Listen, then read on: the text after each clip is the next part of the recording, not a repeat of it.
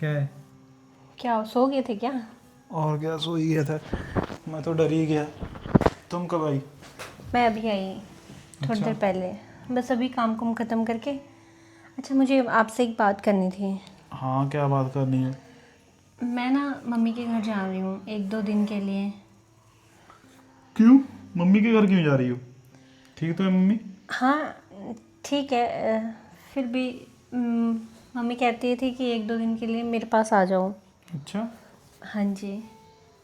कोई बात नहीं, जाओ, मुझे तो क्या दिक्कत है। अगर वैसे तुम पिछले महीने तो गई थी। वो मम्मी के कुछ चेकअप थे, वो करवा के फिर मैं आ जाऊँगी। बस 2 दिन की तो बात है। चलो ठीक है, अगर मम्मी बीमार है तो जाओ, मुझे कोई दिक्कत नहीं है। हाँ। मुझे लगा पता नहीं कौन सा अर्जेंट काम है जो तूने मुझे नींद से उठा दिया। नहीं नहीं, मुझे सुबह जल्दी निकलना था, तो इसलिए मैंने सोचा आपको अभी बता देती हूँ मैं। हाँ, बता दिया, अच्छी बात की। सुबह छोड़ के आना है तुम्हें? अगर छोड़ दो तो अच्छा है, नहीं तो फिर कैब बुक करवा देना मुझे, मैं चली जाऊँगी। अगर दोपहर को छोड़ा फिर तो कोई दिक्कत तो नहीं है? दोपहर बहुत लेट हो जाएगा, सुबह फिर हॉस्पिटल जाना है मुझे सीधा।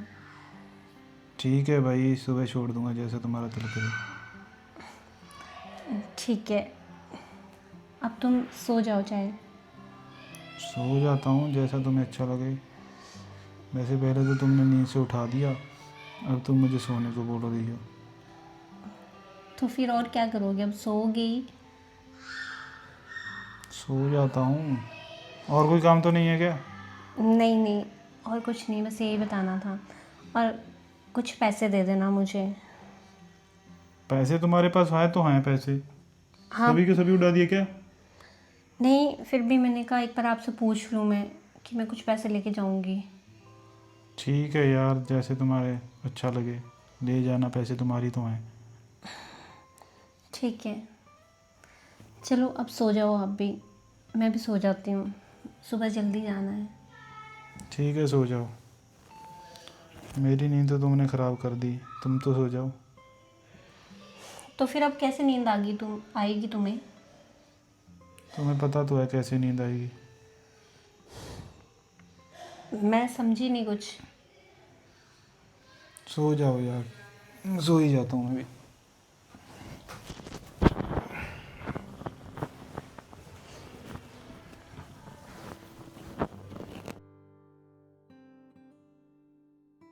जल्दी जल्दी से ना भोलेनाथ को याद कर लेता हूँ, फिर तो कामों में टाइम ही नहीं लगेगा। ओम जय शिव ओमकारा, प्रभु शिव ओमकारा, ओम जयकारा। ओम शिव शिव शिव शिव शिव शिव शिव। नमस्ते मैम साहब। नमस्ते। कहाँ रह गए थे तुम अभी तक? इतनी देर से दरवाज़ा खड़का रही हूँ, तुम्हें दिखता नहीं है या तुम्हें सुनता भी नहीं अब? नहीं मैम साहब, वो ना मैं भजन गाने लग गया था। आज पूजा नहीं की थी ना।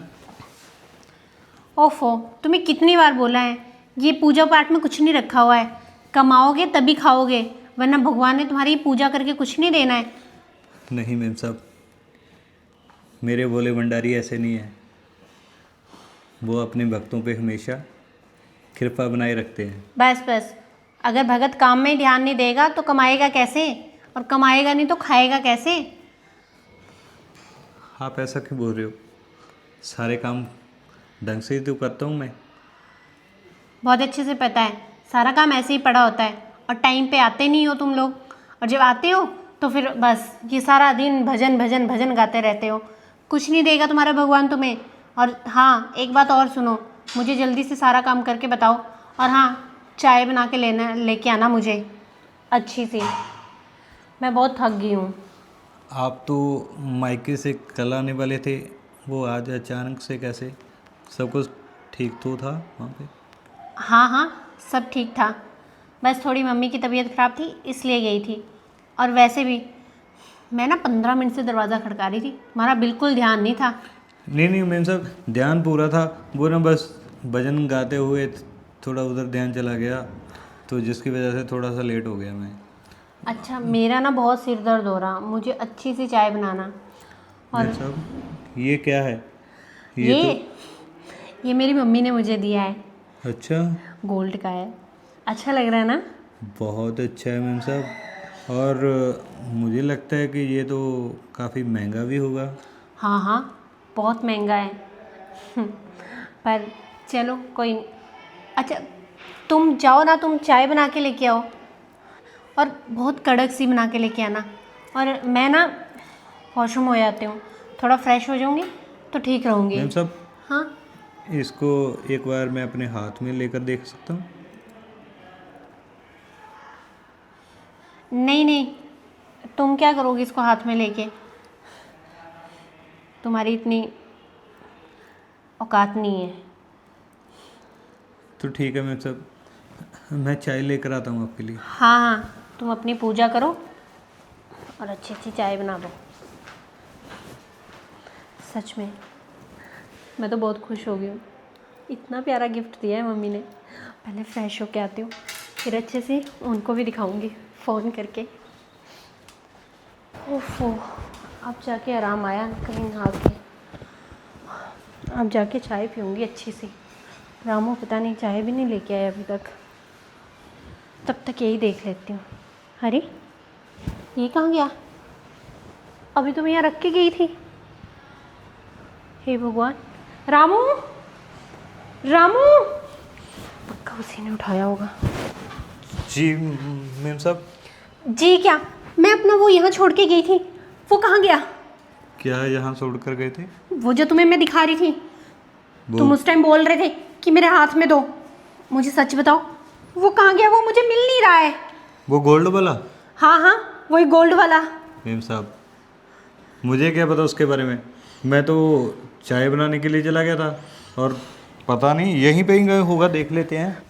हाँ हाँ देखो,